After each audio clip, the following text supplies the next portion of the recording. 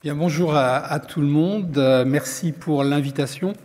Je me souviens être intervenu devant cette même assemblée, en quelque sorte, il y a 5-6 ans, au titre de l'Agence du médicament, sur le même sujet, sur la même thématique sur les antibiotiques.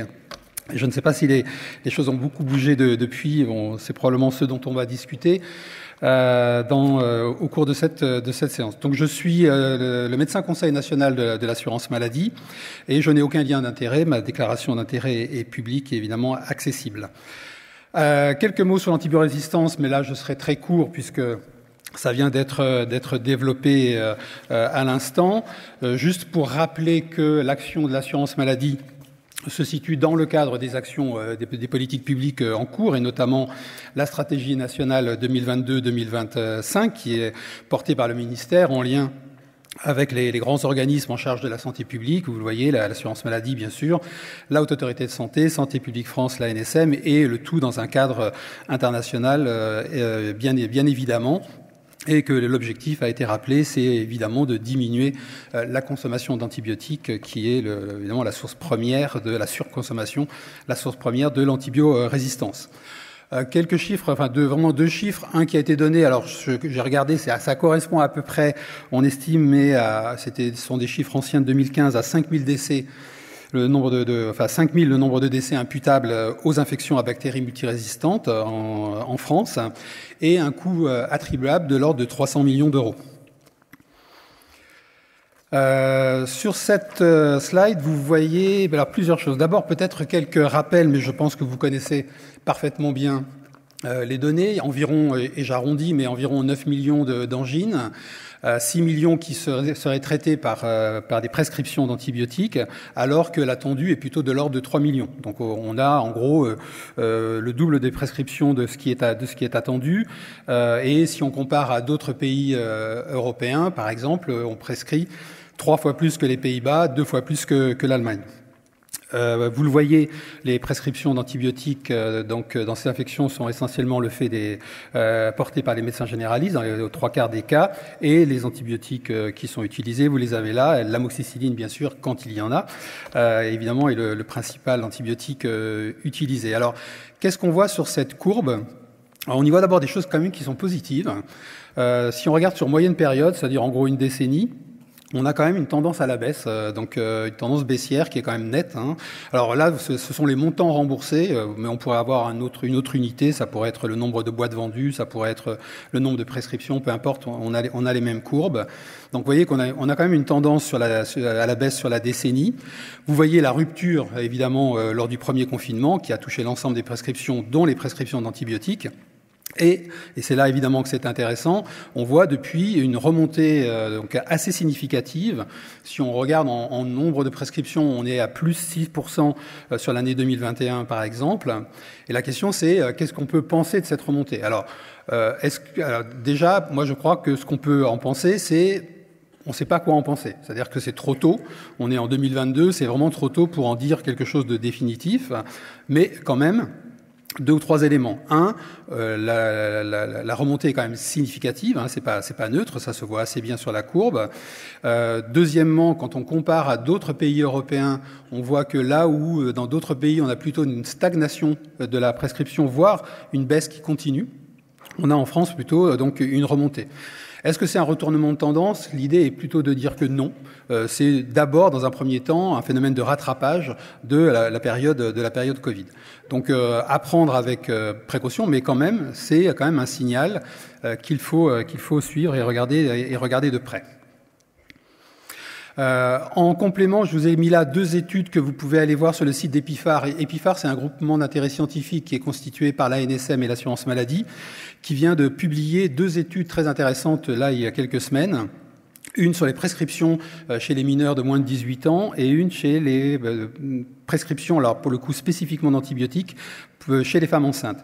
Alors pour la pédiatrie, c'est l'ensemble des prescriptions qui est regardé, et dont les antibiotiques. Et qu'est-ce qu'on voit ? On voit que globalement, je le fais simple, globalement on est dans le haut de la fourchette dans les comparaisons avec les autres pays européens ou nord-américains. On est toujours dans le haut de la fourchette.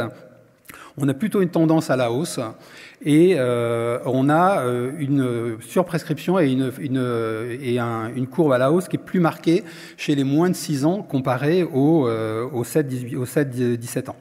Donc voilà, des enseignements qui montrent qu'il y a un vrai souci sur la pédiatrie. Là, je parle des antibiotiques en particulier, mais on a associé d'une certaine manière aux antibiotiques les corticoïdes, en local comme en systémique, ou également les anti-inflammatoires, mais c'est vrai aussi pour d'autres classes médicamenteuses. Mais pour ce qui nous concerne, c'est vrai pour les antibiotiques. Chez les femmes enceintes, là, c'est plutôt positif, c'est-à-dire globalement, bon, vous savez qu'il y a une surprescription chez la femme enceinte en France, hein, on parle de 8 à 9 médicaments par grossesse, là on en a plutôt 3 ou 4 dans d'autres pays européens, mais pour ce qui est des antibiotiques, on a plutôt une tendance à la baisse, donc ça c'est plutôt bien. On a plutôt une prescription des antibiotiques dans les indications, donc ça c'est aussi plutôt bien. Par contre, ce qu'on voit, c'est que si les femmes enceintes étaient mieux vaccinées, notamment contre la grippe, on aurait probablement un effet positif sur la baisse de l'antibiothérapie. Je rappelle que la couverture vaccinale des femmes enceintes sur la grippe de l'année dernière, par exemple, nous on l'estime à l'assurance maladie à environ 10%. Hein. C'est vraiment pas considérable. Alors, les actions de l'assurance maladie. Alors, un mot, qu'est-ce que fait l'assurance maladie sur cette question-là? Alors, juste, il est important de rappeler que l'assurance maladie est un assureur public et son métier, c'est la gestion du risque. Ce que je veux dire, c'est que l'assurance maladie, c'est pas l'État. C'est pas une institution régalienne avec des pouvoirs de police sanitaire, par exemple. Mais c'est une institution qui est en lien contractuel avec vous, hein, donc ça vous le savez, la convention d'actualité, et qui agit en faisant de la gestion du risque. La gestion du risque, c'est quoi? C'est gérer dans le même temps la pertinence des soins et la meilleure allocation possible des ressources. Donc c'est ça qui dirige les actions de l'assurance maladie, c'est-à-dire qu'en gros, je le fais simple, mais c'est quand même ça.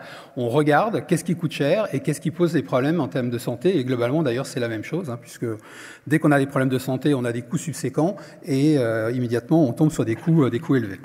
Donc c'est comme ça que résonne l'assurance maladie, c'est ça qu'il faut avoir en tête. Et ensuite, les modes d'action de l'assurance maladie sont évidemment ceux que vous connaissez hein, dans votre pratique quotidienne, dont je vais dire deux ou trois mots. L'assurance maladie agit principalement auprès de la médecine de ville, les médecins généralistes, qui sont évidemment la première population à laquelle s'adresse l'assurance maladie, les autres professionnels de santé.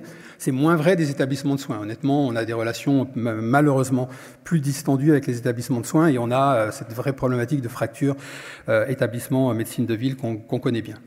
On agit aussi auprès des assurés à travers des grandes campagnes de communication. Les antibiotiques, c'est pas automatique, vous vous souvenez, ça avait quand même particulièrement bien marché.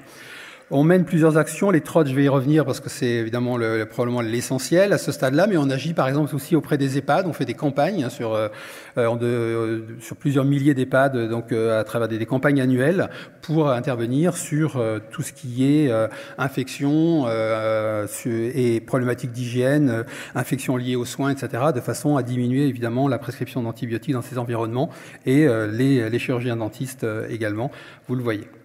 Alors les TROD. Les TROD, c'est l'action probablement la plus importante que nous menons actuellement. Il y a une action en cours en ce moment où les délégués de l'assurance maladie s'adressent à environ 10 000 médecins généralistes. Ça a commencé en novembre, ça va durer jusqu'au mois de mars. Et l'idée, c'est de promouvoir les TROD parce que, pourquoi? Vous le voyez, alors qu'on a 9 millions d'angines, comme je l'ai dit tout à l'heure, on a environ 1,2 million de commandes, c'est-à-dire à peu près 40% des médecins généralistes ont commandé des TROD. Ça ne veut pas dire qu'ils les ont utilisés d'ailleurs, hein, mais commandés. C'est quasiment anecdotique en pharmacie. Les actions donc au niveau de l'assurance maladie, l'idée en gros principalement c'est d'organiser des parcours patients et en fait il y a 3 parcours possibles. Soit le TROD est réalisé par le médecin lors de la consultation, soit le médecin fait une prescription conditionnelle et qui est et c'est le pharmacien qui va réaliser le TROD. Si le TROD est positif, le pharmacien délivrera l'antibiotique. Si le TROD est négatif, le pharmacien donnera des conseils, etc., mais ne délivrera pas d'antibiotique.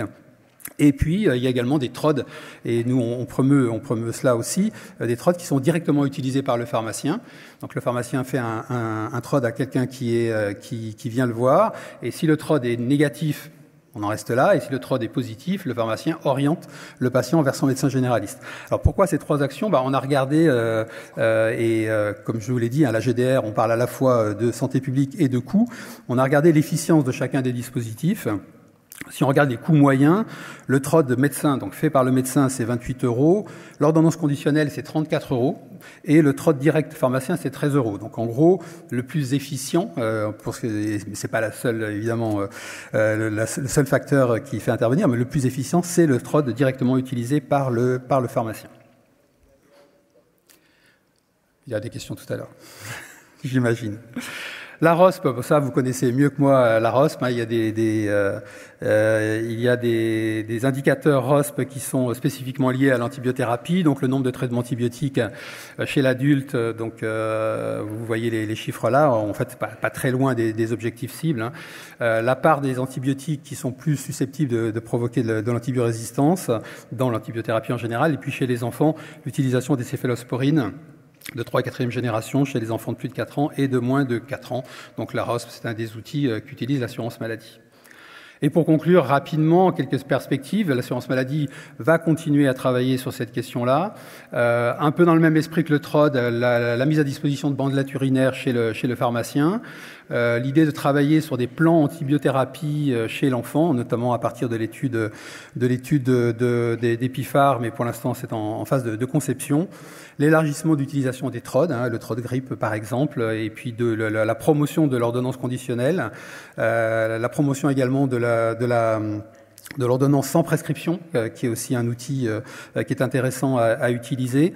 Et également, je ne l'ai pas cité tout à l'heure, mais c'est important, les analyses sociologiques montrent que ce qui est fortement demandé par les professionnels vis-à-vis de l'assurance maladie notamment, c'est d'avoir un retour clair sur ce qui est fait.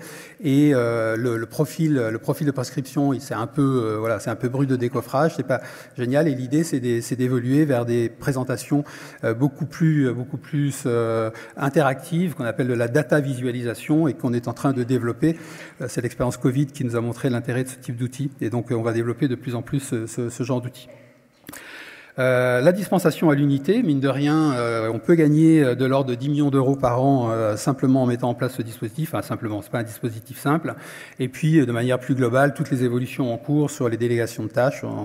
J'ai évoqué les pharmaciens, mais aussi l'organisation pluripro dans les environnements pluripro qui sont en train de se mettre en place. Donc en gros, voilà la situation et ce que fait l'assurance maladie, donc en rappelant ce qu'est l'assurance maladie. Et en conclusion, ce qu'on peut dire, c'est qu'on a une tendance à la baisse, c'est certain. Il y a encore beaucoup de marge, c'est évident. Donc on pense qu'on peut, avec les mesures, on peut, si je parle en montant financier, on peut économiser de l'ordre de 60 à 120, 130 millions d'euros par an, ce qui n'est pas tout à fait négligeable, parce que ces ressources peuvent être allouées à d'autres actions plus importantes. Et je ne parle pas évidemment et c'est le plus important, des actions sur la santé publique. Et je pense que quand la tendance est à la baisse, c'est sans doute un bon moment pour intervenir. C'est-à-dire que parfois on doit intervenir à contre-courant en quelque sorte. Quand quelque chose monte, on peut intervenir pour essayer de freiner. Mais en fait, quand il y a une tendance malgré tout baissière, c'est-à-dire assez positive, il peut être intéressant de renforcer cette tendance. Et c'est ce sur quoi l'assurance maladie essaye de travailler aujourd'hui avec vous. Et je vous remercie de votre attention.